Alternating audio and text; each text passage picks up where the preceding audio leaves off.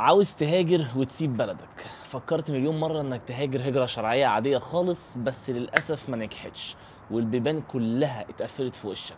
ففكرت في الآخر ان انا عاوز اهاجر بطريقة غير شرعية.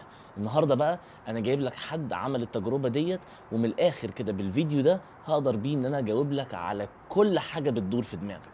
مرحبا، أنا اسمي عصام. بعد 17 سنة في الإمارات قررت إني أطلع من الإمارات وهاجر لأوروبا. صار لي سنتين في هولندا وحابب أحكي لكم عن طريق اللي ما كان سهل أبداً. سؤال رقم واحد، ايه اللي خلاك اصلا تسيب الامارات وتيجي على اوروبا؟ شوف، هو خيار إني أطلع من الإمارات ما كان أوبشن موجود ببالي أبداً. اوكي. للحقيقة يعني أنا تمشيت من شغلي في أحداث كورونا. احصائيات وارقام المهاجرين هنا في اوروبا في 2023 وصلت لحوالي 273 الف شخص. عارف بقى منهم كام واحد اتوفى وكام واحد فقد في الطريق وهو جاي على اوروبا ومش عارفين يوصلوا له؟ 3500 شخص. يعني أنا ضليت بدون شغل لمدة تقريباً 8 شهور أو 9 شهور، والحياة كانت صعبة جداً في الإمارات بالفترة الماضية. اوكي، من الناحيه الماديه بنتكلم. طبعا طبيعه الاحوال، لانه انت عايش على سيستم معين، اللي هو الاكل، الشرب، الانترنت، التليفون، المواصلات، الفواتير، الاجار البيت، الليفل، اذا عندك قرض او كريدت كارد او هدول كلهم بدك تدفعهم بشكل شهري، وما في عندك انكم، ما في عندك شغل بديل. سؤالي طيب بقى ليه هنا، ايه اللي كان خطتك انك تعمله في اوروبا؟ كنت عايز تعمل ايه بالظبط وكنت مخطط لايه؟ بصراحة الفكرة ما كانت موجودة في بالي أبدا. أنا ما كان عندي مشكلة مع وجودي بدولة أوروبية بقدر ما هو الخطوات اللي حأمشي فيها لحتى إني أحصل على الإقامة. كنت رافض كل الرفض أبدا إني فوت بمرحلة اللجوء ومرحلة إني أعيش بالكامبات والحياة اللي حتبلش فيها من تحت الصفر لحتى ما إنك تحصل على إقامة لتكون مقيم ببلد، لترجع تحصل على بيت، لخطوة لم الشمل، غير الفرقة اللي حتكون بينك وبين عيالك الزوجي والأطفال. فكانت الخطوات كلها مرفوضة في بالي. يعني أنا عايش شغال، راتبي حلو، وفجأة ترجع تبلش من الصفر وتفوت في طريق اللي هو تهريب والدخول الغير نظامي واللجوء. فكانت الفكرة ببالي أنا كانت مرفوضة جدا، بس أجبرت عليها. انت قبل ما تيجي على اوروبا انت اكيد كنت متخيل ان اوروبا دي ليها صورة معينة. كل واحد فينا كده عنده اوروبا دي متخيلها مثلا متطورة نظيفة، فيها ناس حرة، فيها ناس بتفكر بعقلانية نظيفة وهكذا، وفيها تطور كتير وتكنولوجيا. ايه الصورة اللي كانت انت في دماغك قبل ما تيجي على اوروبا يا عصام؟ وهل الصورة دي اتغيرت مع الوقت لما جيت وعشت هنا ولا لسه زي ما هي؟ شوف، بصراحة الصورة اللي كانت مزروعة في دماغي وأنا موجود في الإمارات إنه الإنسان الأوروبي هو ليفل تاني من الحياة. الالتزام، الكوميتمنت، العقلية تبعيتهم، طريقة تفكيرهم، إنه لما نشوف أي حد أوروبي واو إنه هذا ليفل تاني، من إنه إحنا لازم نتعلم منهم. أنا انصدمت بصراحة لما جيت لهون. قد ما كنت متخيل البلد بنظامها وبتطور تبعها ولو كان مش عمراني، بس في شغلات بعض الأحيان كمان بتخليك إنه تقول مش هذا اللي كان في ببالي. أنا تفاجأت بصراحة إنه العقلية الأوروبية نحن كعرب بدنا وقت طويل لحتى نوصل لها. قد ما حاولنا نندمج بالمجتمع، قد ما حاولنا نتعلم منه، بس بنفس الوقت في شغلات كتير ما عجبتني ممكن أنا أقول لك عنها، بحاول إني كمان أتجنبها. لأنه بالنهاية بغض النظر أنا ما حابب إني فوت بنقاش الدين مثلا، بس في شغلات كعاداتهم بمجتمعهم هن انا ما فيني اتعلمها، ما فيني اخذها، ما تقبلت انه تكون من جزء من شخصيتي. يعني زي ايه مثلا؟ يعني لو حابين مثلا نذكر حاجة واحدة كحاجة ما عجبتكش، ايه هي رقم واحد مثلا؟ مثلا هن عندهم الحريه باللبس، مثلا الشرب، في عندهم عنصريه. الموضوع ده فعلا موجود بصفة عامة في اوروبا كلها، في دول مختلفة كتير، بس يمكن انا عملت فيديو عن الحتة دي قبل كده لما كنت في ايرلندا. ايرلندا بقى كانت عالم تاني بالنسبة لي في اوروبا. مدينة عربية عايشة في اوروبا في البحر. نعم. بجد كمية دعم غير طبيعي للعرب بصفة عامة، أنا ما كنتش متخيل كده في حياتي. أنا نفسي يعني لما كنت هناك في 3 شهور دول أنا كنت في حالة صدمة إن في أوروبيين بيحبونا كده. نيجي بقى هنا للآخر الحتة بتاعت السؤال، هل الصورة دي غيرت فيك الإعجاب بأوروبا؟ هل أنت دلوقتي لسه معجب بأوروبا زي ما هي، ولا الموضوع تاتا حبة بدأ يقل لا شوية؟ لا بالنسبه لي كان مش خيار، كان شيء الزامي. انا كسوري ما بحسن برجع لبلدي، وخسرت شغلي في الامارات، ما عاد احسن اني ارجع اشتغل في الامارات، ومرت علي فتره طويله ما لقيت دعم. نظام العمل مش حاميني لحتى يعطيني جوب بديل او شغل بديل. فاللحظه اللي غادرت فيها دوله الامارات كانت بعد 17 سنه، كانت كثير عزيزه علي لانه انا بلد كبرت فيها وربيت فيها وبتعز علي كثير، بس خلص كانت اللحظه هاي انه انا ما عاد ارجع.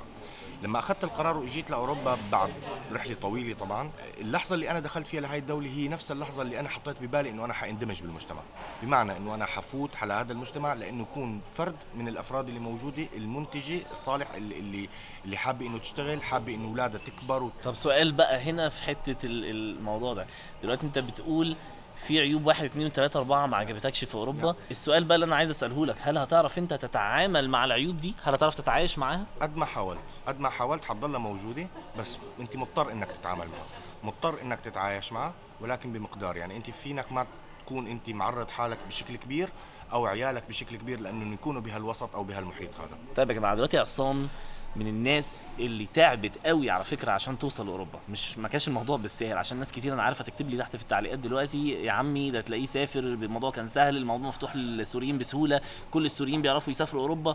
لا، الموضوع مش زي ما انت فاكر خالص. فانا دلوقتي هخلي عصام يقول لكم ايه الليله كلها، ومع انه جاي من الامارات مش جاي من سوريا على طول، مع انه برضه كان بيعاني. الطريق ابدا ما كان سهل، انا كثير تعذبت بطريقي. انا اخذت معي تقريبا اني ضليت في الامارات لمده 7 شهور بسبب كورونا، ما حسنت اسافر، ما كان في طيران اساسا. الخطوه الاولى بعد ما حسنت اني احجز تيكت طيران، وكان كثير يعني مكلف جدا، اني طلعت من الامارات لتركيا.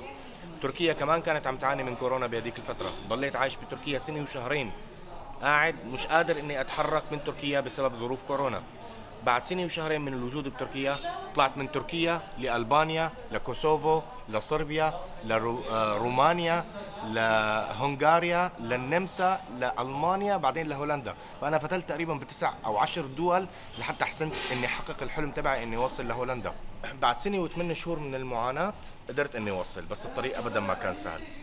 أنا ضليت في تركيا 1 وشهرين، بعد اضطريت إني جرب إني أطلع من أفريقيا، نزلت على دولة أوغندا، ما زبطت معي لانه المهرب اللي كنت عم بتعامل معه كان نصاب. رجعت على تركيا، كمان تعاملت مع مهرب وسرق مني فلوس. بعدها الله يسر الامور وحاولت اني اطلع عن طريق اوروبا الشرقيه، طلعت لاوروبا الشرقيه. الامور الماديه كانت ميسره، ولكن الفكره انه نحن كنا باماكن ما نحسن انه نلاقي فيها اماكن نشتري منها اكل. اضطرينا انه ناكل من الغابات، اضطرينا ناكل خضره وفواكه، اضطرينا ننام ببيوت مهجوره، اضطرينا ننام بالجبال بالوديان ببعض الاحيان. فابدا ما كانت سهله، كثير تعذبنا لحتى وصلنا. هلا فعليا الطريق ككل كلفني بما يقارب 18,000 يورو، بس نحن عم نحكي بس على الطريق بدون الإقامة اللي ضلت في تركيا بما يقارب 1 وشهرين، بدون التكاليف الثانية اللي هي كانت تيكت الطيارة اللي قطعته، بدون اللي أنا سافرت فيه من تركيا مثل ما قلت لكم لألبانيا. فكانت هاي التكاليف جانبية، ولكن من ألبانيا لحتى أني قدرت لوصل لهولندا أنا دافع بحدود 18,000 يورو. يا جماعة دخول أوروبا مش سهل زي ما الناس متخيلة، الموضوع فعلا فيه عذاب وبهدلة جامد قوي. وعلى فكرة اللي ما يعرفش، عصام كان شغال معايا أنا شخصيا في الإمارات في دبي. يعني الراجل ده مش معرفة كده عرفته صدفة ولا حاجة، لا الراجل ده كان شغال معايا وقعدنا 2 سنين شغالين مع بعض في نفس المكان. ومع ذلك لما جه قرر يجي هنا، تعبت يا عصام ولا ما تعبتش؟ تعبت صح؟ تعبت. انا حسيت بيك لما شفته هنا بصراحه كنت فرحان جدا، بس في نفس الوقت لما شفتك قلت لا، عصام ده مختلف عن عصام اللي انا شفته هناك. طبيعي. عصام ده شكله كده فعلا عانى شويه. انا كبرت 10 سنين في طريق الغربه بالظبط صراحه يعني. وبعدين طريقتك حتى كمان في الكلام اختلفت خالص. يا جماعه اللي انتوا شايفينه ده بجد فعلا ما كانش فيه لحظه بتعدي غير لما بيضحك ويهزر ويرمي افيهات هنا وافيهات هنا. شوفي اسلام، لما شفتك هنا انا شفتك حد تاني على فكره. اسلام خليني اقول لك شغله، انت في طريق السفر انت ما عم تتعامل مع الناس اللي انت بتعيش معاهم، او انت عم تتعامل مع ناس من ليفل تاني مختلف. النصاب، الكذاب، الحرامي، اللي سوري يعني ليفل مختلف تماما. ناس ما عندهاش مبادئ، ناس ما عندهاش اخلاق، ما في. لا انا متخيل اللي انت بتقوله، بس انا ما مريتش بيه، فانا عمري ما هفهمه. يعني طبيعي عمري طبيعي ما طبيعي. هفهمه، بس انا متخيل المعاناه اللي انت عديت لا, بيها لا يعني. كانت حياة تانية مختلفة، بس تعلمت منها، ودائما تكبر يوم تتعلم شيء زيادة. يعني فهي سنة الحياة. يا باشا انت خلاص، انت النهارده خلاص وصلت اهوت، حبيبي يا بقيت اسلام، قاعد في حبيبي يا وسطينا، اسلام، الله يبارك فيك وانا يا اكتر رب. واحد فرحان بوجودك وانا والله مبسوط العظيم. والله. شوف انت كل ما بنزل لالمانيا انا اول شغله بعملها بتصل فيك على طول بجد. تاني مرة قابله وتاني مرة قلت بقول لك ايه، انا لازم اوثق اللي شفته صحيح. النهارده. صحيح. فرصة سعيدة للجميع وموفقين. انا بقى لو عايز اسالك انا سؤال، بس مش ليا ولا ليك، اوكي. بس بجد فعلا لو لحد بيشوف الفيديو دوت وعايز مش يستفاد من خبرتك ولكن يعرف نتيجة رأيك ايه، أوكي. هل لو انت تنصح حد لسه من الصفر، لسه موجود في الامارات وعايز يعمل كل الطريق اللي انت مريت بيه ده وجيت بيه هنا، تنصحه ان هو ياخد السكة دي ولا ياخد سكة تانية انت شايفها اسهل واحسن، ولا ايه رأيك يعني؟ لا ما حدا، انا ما بنصح حد عايش في الامارات وكان شغال او عم يشتغل ومرزوق خلينا نقول ومأمن قوت يومه انه يطلع بالطريق اللي انا طلعت فيه. انا لما طلعت ما كان عندي خيار، فاي حد عاوز يطلع من الامارات يقدم عن طريق الهجرة الشرعية او المايجريت او انك تقدم عن طريق سفارة او فيكون بطريقة شرعية. الطرق الغير شرعية دائما هي خيار صعب. انت دلوقتي بقالك قد ايه وصلت اوروبا؟ انا صار لي سنتين. تقدر تقول لي في السنتين دول وصلت او حققت ايه بالظبط؟